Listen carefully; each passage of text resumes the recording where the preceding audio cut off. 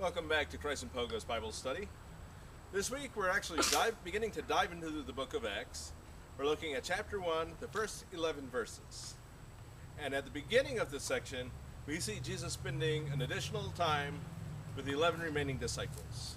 He's finishing up the 40 days, giving additional proof that he is around. Additional proof.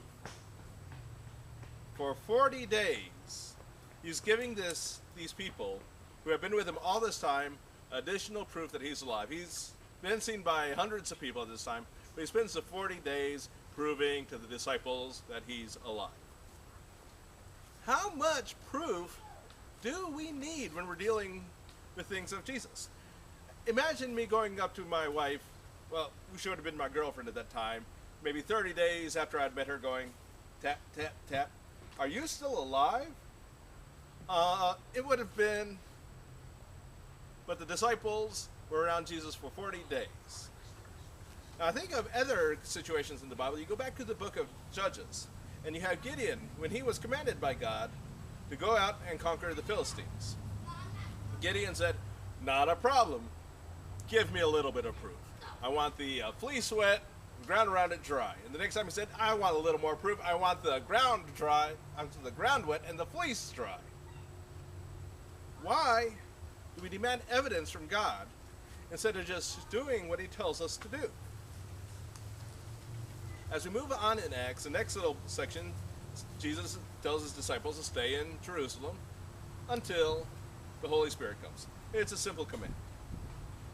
A little later in the section, he says, you're going to go through Samaria, you're going to go to Judea, you're going to be going to the ends of the earth with the gospel, but not yet.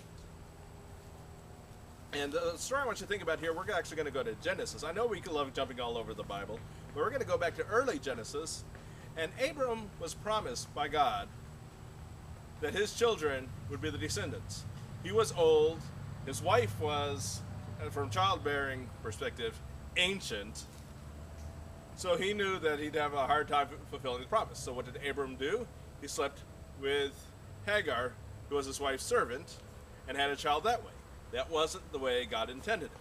So the question is, and this is sort of important as far as understanding why the disciples stayed and how it affects us, is what happens to people when they do something before God is ready for them to do something. Towards the end of this first little section, we have the disciples watching Jesus go up into the sky. And as he goes up in the sky, the disciples just sit there looking up and just sort of, wow, that's really neat. And all of a sudden you have a pair of angels going beside him. What are y'all still doing here? What are y'all doing here? There's stuff to be done. You'll see Jesus again. He'll come in the same way. But for right now, hey, get to work.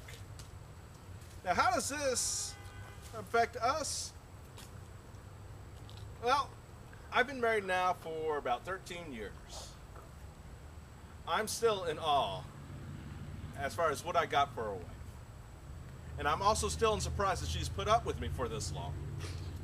But imagine if I was just sitting there going, wow, I'm married to such a great wife all the time.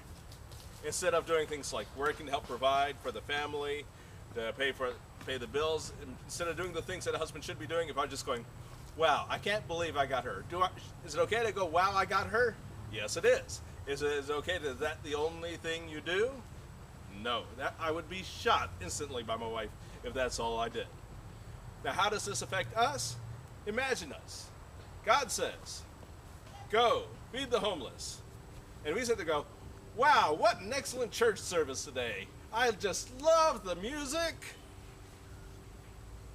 There's some children over there. I need them clothed. Get some clothes to them. I just love the music. I could just stay in church all day long. That was the best service ever. There's a family down the street. They don't have any food. Go feed them. I tell you, I could just never leave this place. I love it here. Oh, God is so amazing. We wouldn't be obeying what God would be teaching. Don't gawk at what God is doing. And the question which I want you to begin to ask yourself, and this applies not necessarily to us, well, to us at times, but to others as well, to help people grow, is why do we spend so much time gawking at God's work rather than being a part of it? These things are some of the issues that the church faces, and this is, at the birth of the church, these were some of the quick and early issues disciples had to take on right off the bat. This is what we're going to be talking about. I'll see you on Saturday night.